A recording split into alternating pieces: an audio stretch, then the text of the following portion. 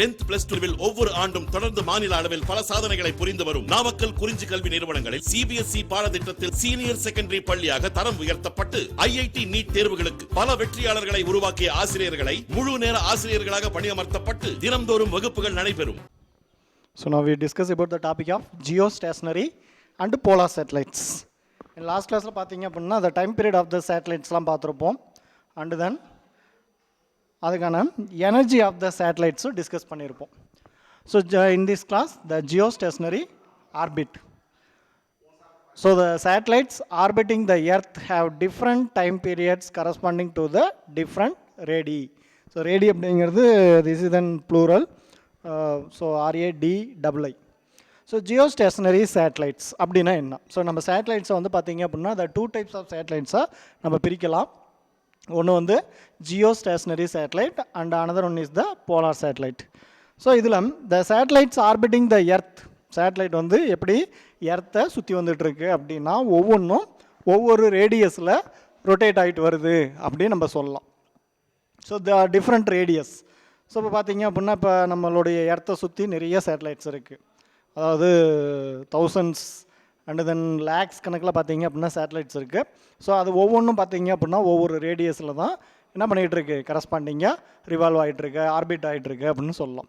So can we calculate the orbital radius of a satellite if its time period is 24 hours. So நம்மளால் calculate பண்ண முடியுமா? So நம்ம பார்த்தீங்க அப்படின்னா 24 hours அதாவது ஒரு சேட்டலைட் சுற்றி வரதுக்கு 24 hours ஆகுது அப்படின்னா அதனுடைய ஆர்பிட்டால் ரேடியஸை கால்குலேட் பண்ண முடியுமா அப்படின்னு நம்ம பார்த்தோம்னா so this is an equation the Kepler's third law. கெப்லர்ஸுடைய தேர்ட் லா இந்த லெசனில் பார்த்தீங்க அப்படின்னா ஃபஸ்ட்டு செஷனில் பார்த்துருப்போம். நம்ம ஃபஸ்ட்டு நம்ம பார்த்தது வந்து என்னென்னு பார்த்தீங்க அப்படின்னா இந்த கெப்லர்ஸுடைய 3 laws பார்த்துருப்போம். அதில் கெப்லர்ஸுடைய தேர்ட் லா என்ன எதை வந்து சொல்லுது அப்படின்னு பார்த்தீங்க அப்படின்னா நமக்கு இந்த டைம் பீரியடும் அண்ட் தென் ரேடியஸையும் நமக்கு சொல்லும். சரிங்களா? That means the law of period அப்படின்னு சொல்லுவோம். So the square of the time period of revolution of a planet around the sun in its elliptical orbit is directly proportional to the cube of the semi-major axis of the ellipse அப்படின்னு சொல்லியிருப்போம். That means t square is directly proportional to the a cube அப்படின்னு சொல்லிட்டு. சரிங்களா? t square is directly proportional to the a cube. So இப்போ t square is directly proportional to இதுதான் பார்த்தீங்க அப்படின்னா a cube அப்படிங்கிறது இங்கே என்னென்னு பார்த்தீங்க அப்படின்னா the semi-major axis. ஸோ அப்போ இதுக்கான டைம் பீரியட் கெப்லர்ஸ் தேர்லாவை பயன்படுத்தி நம்ம என்ன பண்ண போகிறோம் அப்படின்னா ரேடியஸ் ஆஃப் த ஆர்பிட்டை கால்குலேட் பண்ண போகிறோம். அதுக்கான டைம் பீரியட் பார்த்தீங்க அப்படின்னா t square is equal to 4π² divided by GME RE plus H. So RE அப்படிங்கிறது என்னென்னு பார்த்தீங்க அப்படின்னா த ரேடியஸ் ஆஃப் த எர்த்துன்னு சொல்லலாம். ஸோ ரேடியஸ் ஆஃப் த எர்த்துலேருந்து எவ்வளோ ஹைட்டில் அந்த சேட்டலைட்ஸ் வந்து ரிவால்வ் ஆகிட்டு இருக்கு அப்படின்னா த RE plus Hங்கிற ஹைட்டில் RE plus Hங்கிற ஹைட்டில் நமக்கு சேட்டலைட் ஆனது ரிவால்வ் ஆகிட்டு வருது. So this is then constant. ஏன்னா t square is directly proportional to the a cube. So இப்போ இங்கே a அப்படிங்கிறது என்னென்னு பார்த்தீங்க அப்படின்னா the semi major axis நம்ம சொல்லுவோம். So t square is equal to 4π² divided by GME RE plus H whole cube. So நமக்கு என்ன வேணும் அப்படின்னு பார்த்தீங்க அப்படின்னா the ரேடியஸ் தான் வேணும். So the radius of the எர்த்துலேருந்து எவ்வளவு தூரத்தில் சேட்டலைட் ஆனது ரிவால்வ் ஆகி வந்துகிட்டு இருக்கு அப்படிங்கிறத பேஸ் பண்ணி தான் நம்ம what type of satellite this is அப்படின்னு சொல்லிட்டு நம்ம ஒரு கன்க்ளூஷனுக்கு வர முடியும். ஸோ இப்போ RE plus H அப்படிங்கிறது என்னென்னு பார்த்தீங்க அப்படின்னா இந்த மிடில் ஆஃப் த எர்த் அதாவது த எர்த்தோடைய சென்டர் பாயிண்ட்லேருந்து பார்த்தீங்க அப்படின்னா சேட்டலைட் இருக்கக்கூடிய டிஸ்டன்ஸ் தான் RE plus Hன்னு சொல்லுவோம். So RE plus H whole cube இந்த டேம் மட்டும் அப்படியே இந்த சைடு வச்சுக்கிட்டு மீதி இருக்கிற ரிமைனிங் டைம் என்ன பண்ணுற அப்படின்னா லெஃப்ட் ஹேண்ட் சைடு கொண்டு வந்துரு. ஸோ இப்போ GME t square divided by 4π² அப்படின்னு கிடைக்கும். ஸோ நமக்கு என்ன வேணும் அப்படின்னு பார்த்தீங்க அப்படின்னா RE plus H ஹோல் கியூப்னு இருக்குது. ஸோ RE plus H தான் நமக்கு வேணும். ஸோ இப்போ RE plus H is equal to GME t square divided by 4π². இந்த கியூப் வந்து என்ன பண்ணும் ரைட் ஹேண்ட் சைடு வந்துச்சு அப்படின்னா ஹோல் பவர் 1/3 சேஞ்ச் ஆகும். ஸோ இப்போ RE plus H அப்படிங்கிறது என்ன the radius of the height plus the height of the satellite. So இப்போ ஜிக்கு வேல்யூ தெரியும் ME அப்படிங்கிறது என்னென்னு பார்த்தீங்க அப்படின்னா mass of the earth. t square அப்படிங்கிறது time period of the satellite divided by 4π². So இதுக்கான வேல்யூலாம் நம்ம இதில் சப்ஸ்டிட் பண்ணோம் அப்படின்னா நம்ம என்ன கால்குலேட் பண்ணலாம் RE plus H கால்குலேட் பண்ணிடலாம். ஸோ அப்போ எவ்வளோ ஹைட்டில் அந்த சேட்டலைட் ஆனது ரிவால்வ் ஆகிட்டு இருக்குது அப்படின்னு நம்ம சொல்லிடலாம். ஸோ இப்போ இங்கே டைம் பீரியட் என்னென்னு பார்த்தீங்க அப்படின்னா நம்ம எதுக்கு கால்குலேட் பண்ண சொல்லிக்கிறாங்க 24 ஹவர்ஸுக்கு. ஸோ 24 ஹவர்ஸுக்கு பார்த்தீங்க அப்படின்னா நம்ம கால்குலேட் பண்ண சொல்லிக்கிறாங்க. அப்போ 24 ஹவர்ஸ் அப்படிங்கிறது என்னென்னு பார்த்தீங்க அப்படின்னா 86,400 செகண்ட்ஸ்.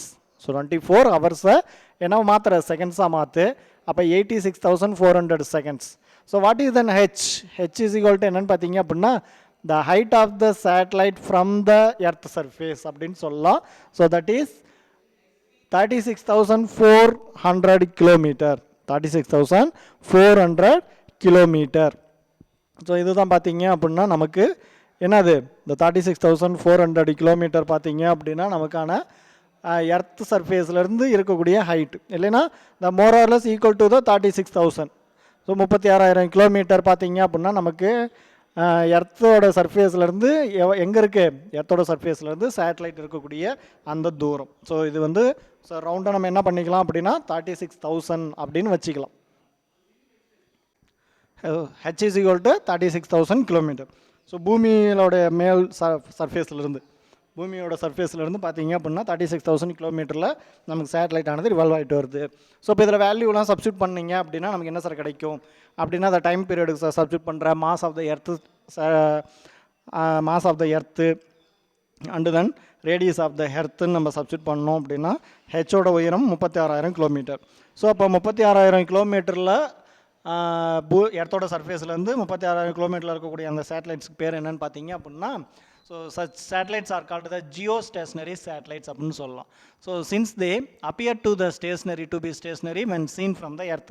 ஸோ இப்போ 36,000 கிலோமீட்டரில் இருக்கக்கூடிய இந்த சேட்டலைட்ஸ் நம்மளால் பார்த்தீங்க அப்படின்னா நம்ம பூமியிலேருந்து பார்க்கக்கூடிய தொலைவில் இருக்கும். அதாவது பார்க்கலாம் அப்படின்னா டேரெக்டாக நமக்கு சேட்டலைட் தெரியுமா சார் அப்படின்னா சேட்டலைட் தெரியாது. ஸோ சன்னோடைய ரிஃப்ளெக்ஷனால் பார்த்தீங்க அப்படின்னா அது வந்து ஒரு பிரைட்னஸ் தெரியும். ஸோ அதை தான் நம்ம வந்து சேட்டலைட் அப்படின்னு நம்ம சொல்கிறோம். ஸோ இப்போ India uses the INSAT group of satellites. So India uses the INSAT.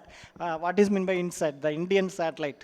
This is then INSAT, INSAT. So India uses the INSAT group of satellites that are basically geostationary satellites for the purpose of telecommunication. So நமக்கு பார்த்தீங்க அப்படின்னா எதுக்காக இந்த geostationary satellites use ஆகுது அப்படின்னா இந்த டெலிகம்யூனிகேஷனுக்காக. அதாவது தென் வீடியோ சிக்னல்ஸ் ஆடியோ சிக்னல்ஸை ரிசீவ் பண்ணி இன்னொரு இடத்துக்கு டிரான்ஸ்மிட் பண்ணுறது இதுக்காக தான் பார்த்தீங்க அப்படின்னா நமக்கு இந்த ஜியோஸ்டேஷனரி சேட்டலைட்ஸ் வந்து யூஸ் ஆகுது. So and then the another type of satellite இன்னொன்று என்ன சொன்னோம் the another type of satellites பார்த்தீங்க அப்படின்னா polar satellite. So the another type of satellite which is placed at a distance of 500 kilometre to 800 kilometre from the surface of the earth. So இப்போ another type of satellite என்னென்னு பார்த்தீங்க அப்படின்னா நமக்கு எவ்வளோ தூரத்தில் இருக்கும் நம்ம பூமியிலேருந்து பார்த்தீங்க அப்படின்னா 500 கிலோமீட்டர்லேருந்து 800 கிலோமீட்டர் ஹைட்டில் சர்ஃபேஸ் ஆஃப் த எர்த்துலேருந்து நமக்கு பார்த்தீங்க அப்படின்னா 500 கிலோமீட்டர்லேருந்து 800 கிலோமீட்டரில் அந்த சேட்டலைட்ஸ் இருக்கும். ஸோ இது வந்து எப்படி சார் இருக்கும் அப்படின்னா இந்த north pole and the south போலில் இருக்கும். So north pole and south போலில் இருக்கும். So the another type of satellite which is placed at a distance of 500 kilometre to 800 kilometre from the surface of the earth orbits the earth from north to south direction. ஓகேங்களா? So அது எங்கே இருக்கும் எர்த்துலேருந்து north to south direction. அதாவது எர்த்தை north டைரக்ஷன்லேருந்து south direction நோக்கி இது என்ன ஆகிட்டுருக்கோம் ஆர்பிட் ஆகிட்டுருக்கோம். So this type of satellite that orbits earth from north pole to south pole is called the polar satellites அப்படின்னு சொல்கிறோம். ஸோ போலார் சேட்டலைட்ஸ்னால் என்னது எர்த்தை north pole to south pole orbit ஆகிட்டு இருக்கக்கூடிய சேட்டலைட்ஸுக்கு பேர் என்னென்னு பார்த்தீங்க அப்படின்னா நம்ம போலார் சேட்டலைட்ஸ் அப்படின்னு சொல்கிறோம். Is nearly 100 minutes and then satellite completes many revolutions in a day.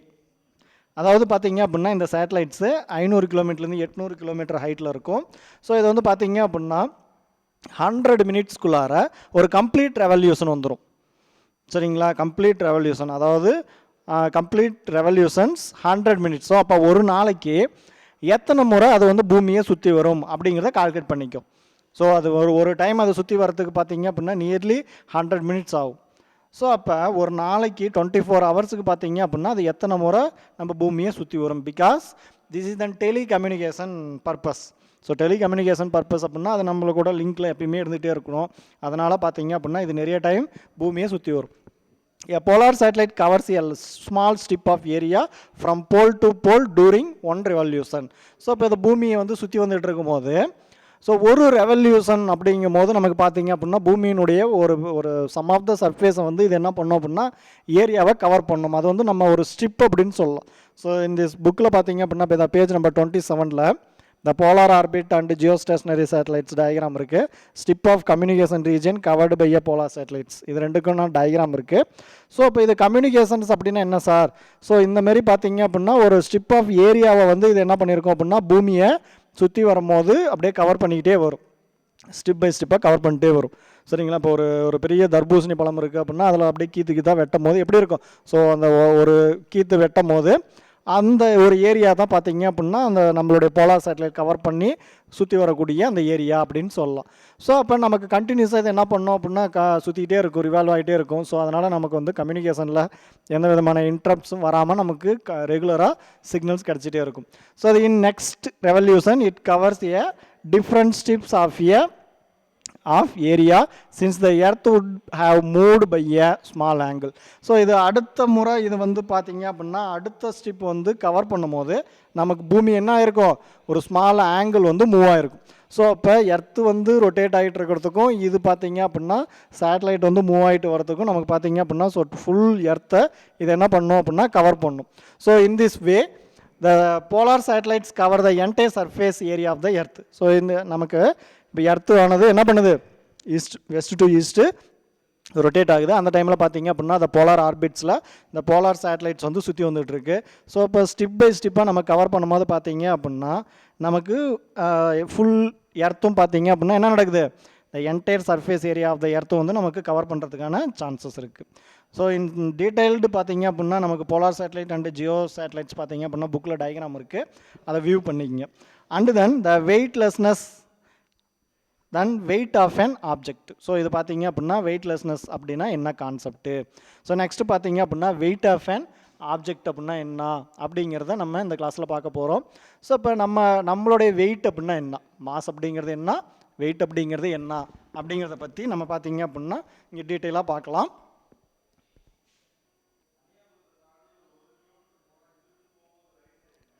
So நம்ம பார்த்தீங்க அப்படின்னா இதுக்கு ஒரு எக்ஸாம்பிள்ஸ் நம்ம எதை வச்சு சார் இதை வந்து நம்ம தெரிஞ்சுக்கலாம் அப்படின்னு பார்த்தீங்க அப்படின்னா நம்ம இப்போ லிஃப்ட்டில் போயிட்டுருக்குறோம். லிஃப்ட்டில் வந்து ஏறி நிற்கும் போது நமக்கு லிஃப்ட் மூவ் ஆகிற டைமில் பார்த்தீங்க அப்படின்னா நம்மளோட வெயிட் வந்து குறைஞ்ச மாதிரி இருக்கும். திடீர்னு வந்து வெயிட் வந்து பார்த்தீங்க அப்படின்னா குறைஞ்ச மாதிரி இருக்கும். அண்டு தென் மூவ் ஆகிட்டு இருக்கும்போது பார்த்தீங்க அப்படின்னா நம்மளோட வெயிட் வந்து எப்படி இருக்கும் அப்படின்னா கான்ஸ்டண்ட்டாக இருக்கும். அண்டு தென் திடீர்னு லிஃப்ட் ஆனது ஸ்டாப் ஆகும்போது பார்த்தீங்க அப்படின்னா நம்மளோட வெயிட்டில் ஒரு சின்ன சேஞ்சஸ் இருக்கும். ஓகேங்களா? ஸோ இப்போ இதை வச்சுட்டு நம்ம என்ன பண்ணலாம் அப்படின்னா அதை வெயிட்லெஸ்னஸ் அப்படிங்கிற ஒரு கான்செப்டை நம்ம தெரிஞ்சுக்கலாம். ஸோ இந்த objects on earth experience the gravitational force of earth. ஒவ்வொரு ஆப்ஜெக்ட்டும் பார்த்தீங்கன்னா எர்த்தில் இருக்கக்கூடிய ஒவ்வொரு ஆப்ஜெக்ட்டும் பார்த்தீங்க அப்படின்னா எர்த்தோடைய கிராவிடேஷனல் ஃபோர்ஸை என்ன பண்ணுது அப்படின்னா எக்ஸ்பீரியன்ஸ் ஆகுது அப்படின்னு சொல்லலாம். ஸோ இப்போ பூமியில் ஒரு பொருள் இருக்குது அப்படின்னா அந்த பொருளுக்குன்னு ஒரு வெயிட் இருக்குது, அதை தான் நம்ம என்னன்னு சொல்கிறோம், இந்த கிராவிடேஷனல் ஃபோர்ஸ் வந்து அதை இழுத்து பிடிச்சிட்டு இருக்கு அப்படின்னு நம்ம சொல்கிறோம். So the gravitational force acting on an object of mass is mg. So இப்போ ஒரு மாஸ் இருக்கக்கூடிய ஒரு பொருளுக்கான கிராவிடேஷனல் ஃபோர்ஸ் என்ன நம்ம சொல்லுவோம் அப்படின்னா அங்கே இருக்கக்கூடிய கிராவிடேஷனல் ஃபோர்ஸ் வந்து பார்த்தீங்க அப்படின்னா நம்ம mg அப்படின்னு சொல்லலாம். So this force always acts downwards to the centre of the earth. So அப்போ அந்த mg அப்படிங்கிற ஃபோர்ஸ் வந்து அந்த ஆப்ஜெக்டில் எங்கே இருக்கும் சார் அப்படின்னா இந்த சென்டர் ஆஃப் த ஆப்ஜெக்டில் இருக்கும். ஸோ இது நம்ம இந்த லெசன் 3, 4 இதெல்லாம் பார்த்தீங்கன்னா அதிகமாக இதை பற்றி நம்ம டிஸ்கஸ் பண்ணியிருப்போம். ஸோ அந்த ஆப்ஜெக்டோடைய சென்டர் ஆஃப் த மாஸ் எங்கே இருக்குது, ஆப்ஜெக்டினுடைய சென்டர் ஆஃப் த வெயிட் எங்கே இருக்குது, ஸோ அதுக்கு ஈக்குவலான ஃபோர்ஸ் வந்து என்ன இருக்குது அப்படின்னு பார்த்தீங்க அப்படின்னா இந்த டவுன்வேர்ட் ஃபோர்ஸ் இங்கே வந்து என்ன ஆக்ட் ஆகுது, இந்த கிராவிடேஷனல் ஃபோர்ஸாக ஆக்ட் ஆகுது. So when we stand on the floor there are the two forces acting on us. So அப்போ ஒரு பொருளாக இருக்கட்டும் இல்லை நம்மளாக இருக்கட்டும், இப்போ நம்ம வந்து ஃப்ளோரில் நின்றுருக்குறோம் அப்படின்னா நம்ம மேலே 2 ஃபோர்ஸ் வந்து ஆக்ட் ஆகும். ஸோ ஒன்று வந்து downward force and another one is the upward force. So அந்த டவுன்வேர்ட் ஃபோர்ஸ் பார்த்தீங்க அப்படின்னா என்ன ஃபோர்ஸ்னு பார்த்தீங்கன்னா gravitational force. And then upward force என்னென்னு பார்த்தீங்க அப்படின்னா நம்ம நார்மல் ஃபோர்ஸ்னு சொல்லுவோம். ஸோ அப்போ அந்த கிராவிடேஷனல் ஃபோர்ஸுக்கு ஆப்போசிட்டான அந்த ஃபோர்ஸ் பேர் தான் நம்ம கிராவிடேஷனல் ஃபோர்ஸ் அப்படின்னு எடுத்துக்கலாம். So so one is the gravitational force acting downwards. So ஒரு ஃபோர்ஸ் வந்து எப்படி இருக்கும், கிராவிடேஷனல் ஃபோர்ஸ் அது டவுன்வேர்ட் டைரக்ஷனில் இருக்கும். And then other is the normal force exerted by the floor upwards on us to keep us the rest. So நம்ம ரெஸ்ட்டில் இருக்கும் போது அந்த கிராவிடேஷனல் ஃபோர்ஸுக்கு ஆப்போசிட்டான ஒரு ஃபோர்ஸ் என்ன பண்ணுது, அந்த பொருள் மேலே கிடைக்குது. அந்த ஃபோர்ஸுக்கு பேர் நம்ம நார்மல் ஃபோர்ஸ் அப்படின்னு சொல்கிறோம். The weight of an object W. So W vector. So this is an vector. So the weight of an object நம்ம எப்படி சார் எக்ஸ்பிரஸ் பண்ணலாம் அப்படின்னா the weight of an object W is defined as the downward force whose magnitude W is equal to that of upward force that must be applied to the object to hold it at rest or at the constant velocity relative to the earth. So நம்ம W wait அப்படிங்கிறத நம்ம எப்படி express பண்ணுறது அப்படின்னா இந்த downward force நமக்கு கிடைக்கக்கூடிய அந்த டவுன்வேர்டு ஃபோர்ஸு அதனுடைய அந்த மேக்னிடியூடு வேல்யூ எதுக்கு ஈக்குவலாக இருக்கும் அப்படின்னா ஸோ பூமியிலேருந்து நமக்கு கிடைக்கக்கூடிய அதாவது நம்ம ரெஸ்ட்லேயோ இல்லை வந்து நம்ம ஒரு கான்ஸ்டன்ட் வெலாசிட்டிலேயோ எர்த்து கூட நம்ம என்ன பண்ணிகிட்டு இருக்கிறோம் மூவ் பண்ணிகிட்ருக்குறோம். ஸோ இப்போ ரெஸ்ட்டில் இருக்கும்போதோ அல்லது கான்ஸ்டன்ட் வெலாசிட்டியில் இருக்கும்போதோ நமக்கு கிடைக்கக்கூடிய அந்த அப்வேர்டு ஃபோர்ஸுக்கு ஈக்குவலாக இருக்கும் அந்த downward force. So this is then W அப்படின்னு சொல்கிறோம். The direction of weight is in the direction of gravitational force. So அப்போ டபிள்யூ வெக்டர் அப்படின்னு போட்டிருக்கிறோம்ல, அந்த டபிள்யூ வெக்டர் அப்படிங்கிறது எதுக்கு ஈக்குவலாக இருக்கும்?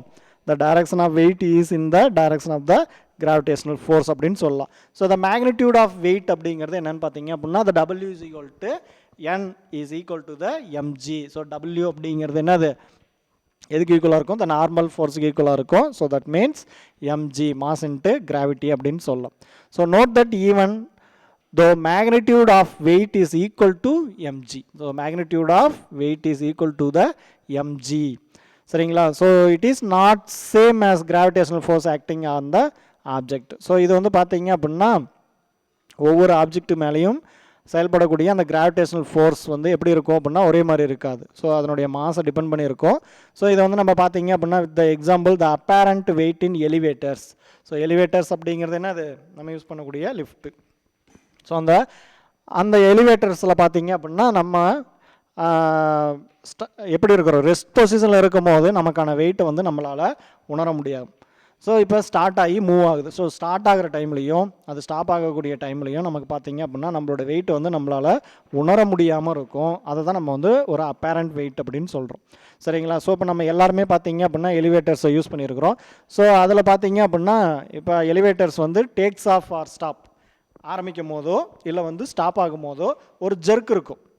ஸோ அது எதனால் ஏற்படுது அப்படின்னு நம்ம பார்த்தோம் அப்படின்னா நம்ம என்ன தெரிஞ்சிருக்கணும்? Understanding the concept of weight வந்து நம்ம தெரிஞ்சிருக்கணும். சரிங்களா? அண்டர்ஸ்டாண்டிங் த கான்செப்ட் ஆஃப் வெயிட்டில் இருந்து தான் நம்ம என்ன பண்ண முடியும்? ஸோ இந்த எலிவேட்டரில் ஏற்படக்கூடிய இந்த ஜெர்க்கை வந்து நம்ம ஃபீல் பண்ண முடியும். ஸோ அப்போ தான் it is then crucial experiment. So இது பார்த்தீங்க அப்படின்னா நம்ம எப்படி எக்ஸ்பிளைன் பண்ணுறது அப்படின்னா ஒரு ஆள் வந்து இப்போ எதுக்குள்ளார இருக்கிறான்? எலிவேட்டர்ஸ்குள்ளார இருக்கலாம். ஸோ எலிவேட்டருக்குள்ளார நின்றுட்டு இருக்கும்போது there are the two force acting on him. அவன் மேலே ஒரு ரெண்டு ஃபோர்ஸ் வந்து ஆக்ட் ஆகுது. So one is then the gravitational force. The gravitational force F G அப்படிங்கிறது the gravitational force which acts downward. If you take the vertical direction as positive Y direction. So நம்ம வந்து இப்போ வெர்டிக்கல் டைரக்ஷனில் ஒரு force வந்து act ஆகுது. அது வந்து நீ எக்ஸ் எடுத்துக்கலாம் இல்லை ஒய் எடுத்துக்கலாம். ஓகேங்களா? இங்கே வந்து நம்ம பார்த்தீங்க அப்படின்னா அந்த ஒய் ஆக்சிஸில் எடுத்துருக்கிறோம். So if you take the vertical direction as positive Y direction the gravitational force acting on the man is Fg is equal to the minus of mg into j cap. So this is then vector. So by using then vector, unit vector. So j cap. So the பார்த்தீங்க அப்படின்னா the positive y direction and then the force act ஆகிறது பார்த்தீங்க அப்படின்னா the downward directionல act ஆகுது. So அதனால் வந்து minus mg j cap அப்படின்னு எடுத்துக்கலாம்.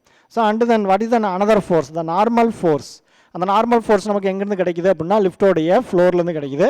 So the normal force exerted by floor on the man which acts vertically upward. நமக்கு பார்த்தீங்கன்னா இந்த இடத்துல நார்மல் ஃபோர்ஸ் வந்து எப்படி இருக்கும்? த கிராவிடேஷனல் ஃபோர்ஸுக்கு ஆப்போசிட்டாக அப்வேர்ட் டைரக்ஷனில் இருக்கும். So the normal force N vector is equal to N J cap அப்படின்னு எழுதலாம். ஓகேங்களா? ஸோ இதில் பார்த்தீங்க அப்படின்னா ஒரு 4 கேசஸை நம்ம எடுத்துக்கலாம். So first one is then when the elevator is at rest. So elevator வந்து ரெஸ்ட்டில் இருக்கும்போது என்ன நடக்குது? And then second one is when the elevator is moving uniformly in the upward or downward direction. So elevator வந்து uniform வெலாசிட்டியில் move ஆகிட்டுருக்கு. எப்படி? மேல் நோக்கியோ அல்லது கீழ் நோக்கியோ மூவ் ஆகிட்டு இருக்கும் போது நமக்கான வெயிட் என்ன அப்படின்னு பார்க்கலாம். And then the third one is when the elevator is accelerating Upwards. இப்போ திடீர்னு வந்து வேகமாக போகுது. மேல் நோக்கி போகும்போது பார்த்தீங்க அப்படின்னா திடீர்னு என்ன ஆகிடுச்சு? அதனுடைய ஸ்பீடு வந்து இன்க்ரீஸ் ஆகிடுச்சு. ஸோ ஆக்சலரேட்டிங் அப்வேர்ட் டைரக்ஷனில் இருந்துச்சுன்னா எப்படி இருக்கும்? And then when the elevator is accelerating downward direction. ஓகேங்களா? ஸோ இந்த மாதிரி ஒரு 4 கேசஸ் பார்க்கலாம். And then the fifth one is என்னென்னு பார்த்தீங்க அப்படின்னா திடீர்னு வந்து லிஃப்ட்டு கட் ஆகிடுச்சு. ஸோ திடீர்னு கட் ஆகிடுச்சு அப்படின்னா இப்போ ஆப்பிள் மரத்துலேருந்து ஆப்பிள் கட் ஆகி கீழே விழுவுற மாதிரி. ஸோ அப்போ அதனுடைய வெலாசிட்டி எப்படி இருக்கும், ஓகேங்களா, அதனோட ஆக்சிலரேஷன் எப்படி இருக்கும், அது மேலே ஆக்ட் ஆகக்கூடிய ஃபோர்ஸஸ் என்ன, இதை பற்றிலாம் நம்ம பார்க்கலாம். So the first case when the elevator is at rest. So what are the forces acting on the man in standing in the elevator அப்படின்னு நம்ம பார்த்தோம் அப்படின்னா the fg plus n vector, fg vector plus n vector is equal to 0 because the elevator is at rest. So the acceleration of the man is 0. இங்கே வந்து அந்த ஆள் நகர கிடையாது. ஸோ அப்போ அந்த ஆள் வந்து அந்த எலிவேட்டருக்குள்ளார நின்றுட்டு இருக்கிறான். எலிவேட்டர் வந்து எப்படி இருக்குது, ரெஸ்ட்டில் இருக்குது. therefore the net force acting on the man is 0. So அவன் மேலே ஆக்ட் ஆகக்கூடிய அந்த நெட் ஃபோர்ஸ் பார்த்தீங்க அப்படின்னா வேல்யூ என்ன, அது 0 with respect to the inertial frame. எது கூட கம்பேர் பண்ணுறோம், நம்ம ஏதாவது ஒரு இனர்ஷியல் ஃப்ரேம் கூட கம்பேர் பண்ணும்போது அதனுடைய நெட் ஃபோர்ஸ் வந்து பார்த்திங்கன்னா நமக்கு 0. ஸோ இதை வந்து நம்ம எந்த ஈக்குவேஷனை பேஸ் பண்ணி பார்க்கலாம் அப்படின்னா அது அப்ளையிங் நியூட்டன்ஸுடைய second law of motion. So அந்த மேன். ஸோ இப்போ நமக்கு F G vector plus N vector is equal to 0. So இப்போ எஃப்ஜினா என்னன்னு சொல்லிட்டு நம்ம இங்கே பார்த்துருக்குறோம். So F G is equal to minus MG J cap plus N J cap is equal to 0. ஓகேங்களா. ஸோ இப்போ இந்த காம்போனன்ட்ஸ் எல்லாமே நம்ம ஈக்குவல் பண்ணோம் அப்படின்னா N minus M G is equal to 0 அப்படின்னு எழுதலாம். ஸோ இந்த மைனஸ் ஆஃப் எம்ஜியை ரைட் ஹேண்ட் சைடு எடுத்துகிட்டு போயிட்டா N is equal to MG.